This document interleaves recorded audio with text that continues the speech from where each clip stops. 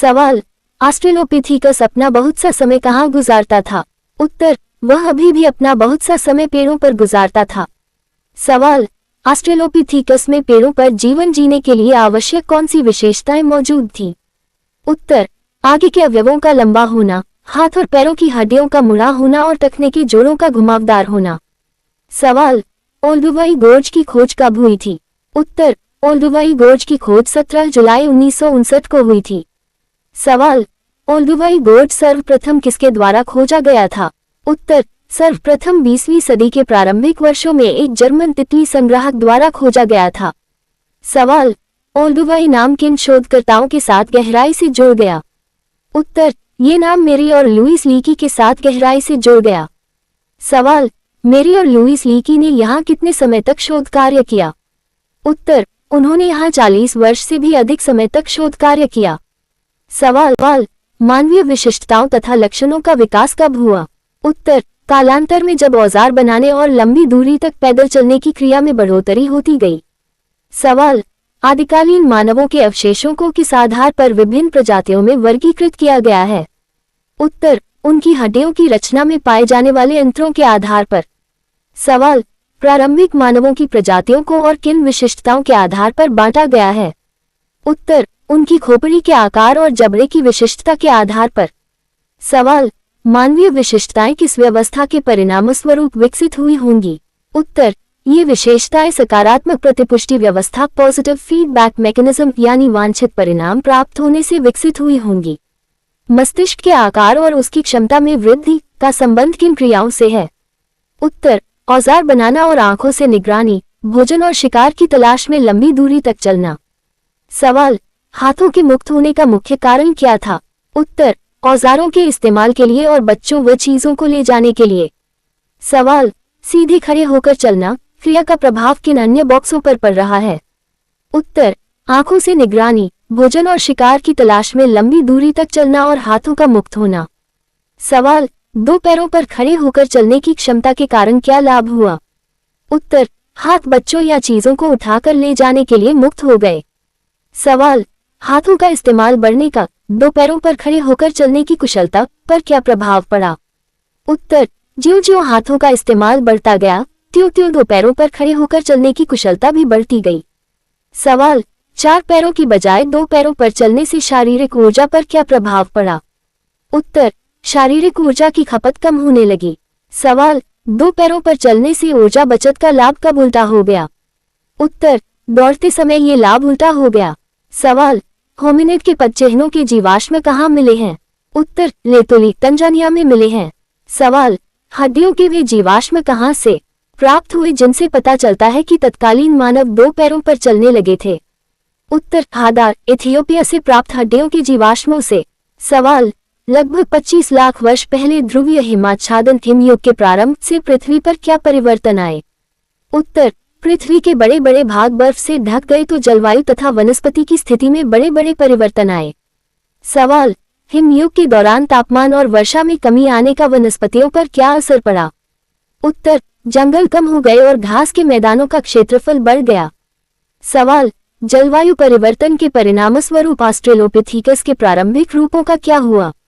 उत्तर, वे धीरे धीरे लुप्त हो गए। सवाल, ऑस्ट्रेलोपिथेकस के प्रारंभिक रूप कहाँ रहने के आदी थे? उत्तर, वे जंगलों में रहने के आदी थे। सवाल, ऑस्ट्रेलोपिथेकस के लुप्त होने के बाद उनके स्थान पर कौन सी प्रजातियां आईं? उत्तर, उनकी दूसरी प्रजातियां आ गईं जो सूखी परिस्थितियों में आराम से रह सकती थीं। सवाल, सूखी परिस्थितियों में रहने वाली इन नई प्रजातियों में कौन से सबसे पुराने प्रतिनिधि शामिल थे? उत्तर, इनमें जीनस होमो के सबसे पुराने प्रतिनिधि शामिल थे। सवाल, होमो किस भाषा का शब्द है? उत्तर, होमो लातिनी भाषा का एक शब्द है। सवाल, होमो शब्द का क्या अर्थ है? उत्तर, इसका अर्थ है आदमी। सवाल, क्या होमो शब्द में केवल पुरुष शामिल हैं? उत्तर, नहीं, इसमें पुरुष और स्त्री दोनों शामिल हैं। सवाल, वैज्ञानिकों ने होमो को किस आधार पर अलग अलग नाम दिए हैं? उत्तर, वैज्ञानिकों ने होमो को उनकी विशेषताओं के अनुसार कई प्रजातियों में बांटा है। सवाल, होमो हैबिलिस का क्या अर्थ है? उत्तर, होमो हैबिलिस का अर्थ है औजार बनाने वाले। सवाल, होमो इरेक्ट्स किन्हें कहा जाता है? उत्तर, सीधे खड़े होकर पैरों के बल चलने वालों को होमो इरेक्टस कहा जाता है। सवाल, होमो सैपियंस का क्या अर्थ है? उत्तर, होमो सैपियंस का अर्थ है प्राज्ञ या चिंतनशील मनुष्य। सवाल, होमो हैबिलिस के जीवाश्म इथियोपिया में कहां से प्राप्त किए गए हैं? उत्तर, इथियोपिया में ओमो से प्राप्त किए गए हैं। सवाल, तंजानिया में होमो हैबिलिस के जीवाश्म कहां से मिले हैं? उत्तर, तंजानिया में ओल्डुवाई गोज से प्राप्त किए गए हैं। सवाल, होमो इरेक्टस के प्राचीनतम जीवाश्म किन महाद्वीपों में पाए गए हैं? उत्तर, अफ्रीका और एशिया दोनों महाद्वीपों में पाए गए हैं। सवाल, अफ्रीका में होमो इरेक्टस के जीवाश्म किन स्थानों पर पाए गए हैं? उत्तर, कुबीफोरा और पश्चिमी तुर्काना केन्या में। सवाल, एशिया में होमो इरेक्टस के जीवाश्म किन स्थानों पर पाए गए हैं? उत्तर, मोरजोकटो और संगिरन जावा में। सवाल, एशिया में पाए गए जीवाश्म अफ्रीका में पाए गए जीवाश्मों की तुलना में किस काल के हैं? उत्तर, एशिया में पाए गए जीवाश्म अफ्रीका की तुलना में परवर्ती काल के हैं। सवाल, होमिनिड अफ्रीका से चलकर किन क्षेत्रों में गए? उत्तर, वे दक्षिणी और उत्तरी अफ्रीका, दक्षिणी तथा पूर्वोत्तर एशिया और शायद यूरोप में भी गए। सवाल, होमिनिड अफ्रीका से बाहर किन वर्षों के बीच गए? उत्तर, 20 से 15 लाख वर्ष पहले। सवाल, ये प्रजातियां लगभग कब तक जीवित रहीं? उत्तर, ये प्रजातियां लगभग 10 लाख वर्ष पहले तक जीवित रहीं। सवाल, अफ्रीका के मानचित्र में भूमध्य सागर के पास कौन से स्थान अंकित हैं? उत्तर, दर एस सुल्तान और मोरक्को। सवाल, अफ्रीका के मानचित्र में मध्य और पूर्वी भाग में किन देशों स्थानों के नाम हैं? उत्तर, Chad, Sudan, Ethiopia, Somalia, Kenya, Uganda और तंजानिया। सवाल, मानचित्र में अफ्रीका के पश्चिमी और दक्षिणी भाग में क्या अंकित है? उत्तर, अटलांटिक महासागर, कांगो का लोकतांत्रिक गणराज्य, मोजाम्बिक, दक्षिणी अफ्रीका, स्वाजीलैंड, लेसोथो। सवाल, दक्षिणी अफ्रीका में मानचित्र पर किन विशेष बिंदुओं को दर्शाया गया है? उत्तर, बॉर्डर केव, डी केल्डर्स, क्लासीज रिवर माउथ। सवाल, पूर्वी अफ्रीका की रिफ्ट घाटी के मानचित्र में किन झीलों और स्थानों के नाम हैं?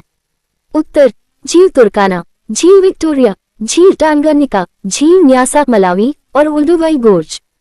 सवाल, मनुष्य के हाथ की सशक्त पकड़ का विकास संभवतः किस पकड़ से पहले हुआ होगा?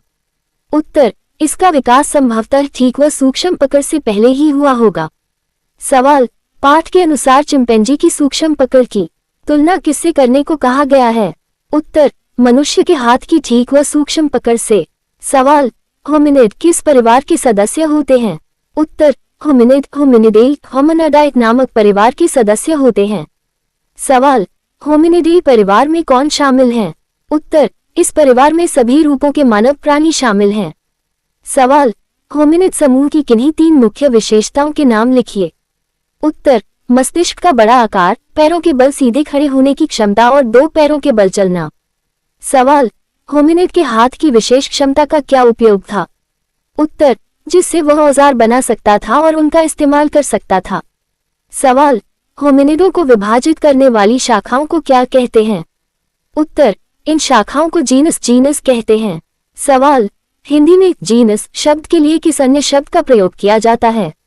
उत्तर, इसके लिए वंश शब्द का प्रयोग भी किया जाता है। सवाल, जीनस की सबसे महत्वपूर्ण शाखाएं कौन सी हैं? उत्तर, ऑस्ट्रेलोपिथेकस और होमो। सवाल, जीनस की प्रत्येक शाखा में क्या होती हैं? उत्तर, प्रत्येक शाखा में कई प्रजातियां होती हैं।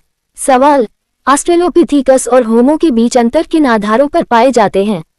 उत्तर, उनके मस्तिष्क के आकार, जबड़े और दांतों के संबंध में। सवाल, ऑस्ट्रेलोपिथेकस के मस्तिष्क का आकार होमो की तुलना में कैसा होता है? उत्तर, ऑस्ट्रेलोपिथेकस के मस्तिष्क का आकार होमो की अपेक्षा बड़ा होता है। सवाल, ऑस्ट्रेलोपिथेकस के जबड़े और दांत कैसे होते हैं? उत्तर, इसके जबड़े अधिक भारी होते हैं और दांत भी ज्यादा बड़े होते हैं। सवाल, इन प्रजातियों को वैज्ञानिकों द्वारा दिए गए नाम किन भाषाओं से बने हैं? उत्तर, वे नाम लैटिन और यूनानी भाषाओं के शब्दों से बने हैं। सवाल, ऑस्ट्रेलोपिथेकस नाम किन 2 शब्दों के मेल से बना है? उत्तर, लातिनी शब्द ऑस्ट्रल और यूनानी शब्द पिथेकोस से। सवाल, लातिनी शब्द ऑस्ट्रल का क्या अर्थ है? उत्तर, इसका अर्थ है दक्षिणी। सवाल, यूनानी शब्द पिथिकस का क्या अर्थ है? उत्तर, इसका अर्थ है वानर। सवाल, ऑस्ट्रेलोपिथेकस नाम देने का मुख्य कारण क्या था? उत्तर, क्योंकि मानव के इस आद्य रूप में उसकी वानर अवस्था के अनेक लक्षण बरकरार रहे। सवाल, होमो की तुलना में ऑस्ट्रेलोपिथेकस में वानर अवस्था के कौन से लक्षण मौजूद थे? उत्तर, मस्तिष्क का अपेक्षाकृत छोटा होना, पिछले दांत बड़े होना और हाथों की दक्षता सीमित होना। सवाल, होमिनॉइड्स बंदरों से किस प्रकार भिन्न होते हैं? उत्तर, उनका शरीर बंदरों से बड़ा होता है और उनकी पूंछ नहीं होती। सवाल, होमिनिडों के विकास और निर्भरता की अवधि के बारे में क्या कहा गया है? उत्तर, इनके विकास और निर्भरता की अवधि अधिक लंबी होती है। सवाल, चित्र में दिखाया गया दृश्य कहाँ का है? उत्तर, ये दृश्य पूर्वी अफ्रीका के ओल्डुवाई गोर्ज, रिफ्ट घाटी का है। सवाल, ओल्डुवाई गोर्ज की विशिष्टता क्या है? उत्तर, यह उन इलाकों में से एक है जहां आदिकालीन मानव के इतिहास के चिन्ह पाए गए हैं। सवाल, ओल्डुवाई गोर्ज चित्र की विभिन्न सतहें क्या दर्शाती हैं? उत्तर, इनमें से हर सतह एक अलग भूवैज्ञानिक चरण को दर्शाती है। सवाल, जीवाश्मों का नामकरण किन आधारों पर किया गया है? उत्तर, कुछ दृष्टांतों में जीवाश्मों का नामकरण उन स्थानों के आधार पर किया गया है जहां उनके विशेष प्रकार के जीवाश्म सर्वप्रथम मिले थे। सवाल, होमो हाइडलबर्गेंसिस नाम किस आधार पर पड़ा? उत्तर, जर्मनी के शहर हाइडलबर्ग में पाए गए जीवाश्मों के आधार पर। सवाल, होमो नेंडरथलेंसिस के जीवाश्म कहाँ पाए गए थे? उत्तर, नेंडर घाटी में पृष्ठ 18 देखिए। सवाल, यूरोप में मिले सबसे पुराने जीवाश्म किन प्रजातियों के हैं? उत्तर, होमो हाइडलबर्गेंसिस और होमो नेंडरथलेंसिस के। सवाल, होमो हाइडलबर्गेंसिस और होमो नेंडरथलेंसिस किस प्रजाति के अंग हैं? उत्तर, ये दोनों ही होमो सेपियंस आद्य प्राज्ञ मानव प्रजाति के हैं। सवाल, हाइडलबर्ग मानव के जीवाश्म कहाँ तक फैले हुए थे? उत्तर, उनके जीवाश्म अफ्रीका, एशिया और यूरोप में पाए गए हैं। सवाल, हाइडलबर्ग मानव का कालक्रम क्या है? उत्तर, 8 लाख वर्ष पूर्व से 1 लाख वर्ष पूर्व। सवाल, नेंडरथल मानव मोटे तौर पर कब से कब तक जीवित रहे? उत्तर, 1,30,000 से 35,000 वर्ष पहले तक। सवाल, नेंडरथल मानव किन क्षेत्रों में रहा करते थे? उत्तर, यूरोप, पश्चिमी और मध्य एशिया में। सवाल, नेंडरथल मानव पश्चिमी यूरोप में अचानक कब विलुप्त हो गए? उत्तर, लगभग 35,000 वर्ष पहले। सवाल, ऑस्ट्रेलोपिथेकस की तुलना में होमो का मस्तिष्क कैसा होता था? उत्तर, होमो का मस्तिष्क बड़ा होता था। सवाल, होमो के जबड़े और दांत ऑस्ट्रेलोपिथेकस से किस तरह भिन्न थे? उत्तर, जबड़े बाहर की ओर कम निकले हुए थे और दांत छोटे होते थे। सवाल, मस्तिष्क के आकार में वृद्धि को किससे जोड़ा जाता है? उत्तर, अधिक बुद्धिमत्ता और बेहतर याददाश्त से। सवाल, जबड़ों तथा दांतों में हुआ परिवर्तन संभवतः किससे संबंधित था? उत्तर, उनके खान पान में हुई भिन्नता से। सवाल, विश्व में मानव प्रजातियों का निवास सारणी के अनुसार 50 से 10 लाख वर्ष पूर्व कहाँ और कौन निवास करते थे? उत्तर, अफ्रीका में सहारा के आसपास के प्रदेश में ऑस्ट्रेलोपिथेकस, प्रारंभिक होमो और होमो इरेक्टस। सवाल, 10 लाख से 40,000 वर्ष पूर्व मानव का निवास क्षेत्र क्या था? उत्तर, अफ्रीका, एशिया और यूरोप के मध्य अक्षांश क्षेत्र। सवाल, 10 लाख से 40,000 वर्ष पूर्व की अवधि में कौन सी प्रजातियां मौजूद थीं? उत्तर, होमो इरेक्टस, आद्य होमो सेपियंस, नेंडरथल मानव और होमो सेपियंस सेपियंस आधुनिक मानव। सवाल, ऑस्ट्रेलिया में आधुनिक मानव का आगमन कब हुआ? उत्तर, 45,000 वर्ष पूर्व। सवाल, 40,000 वर्ष पूर्व से अब तक किन क्षेत्रों में मानव प्रजातियां रहती हैं? उत्तर, उच्च अक्षांश पर यूरोप और एशिया, प्रशांत द्वीप समूह, उत्तरी तथा दक्षिणी अमेरिकी रेगिस्तान और वर्षा वन। सवाल, 40,000 वर्ष पूर्व से अब तक की अवधि में कौन सी प्रजातियां मुख्य रहीं? उत्तर, बाद वाले नेंडरथल और आधुनिक मानव।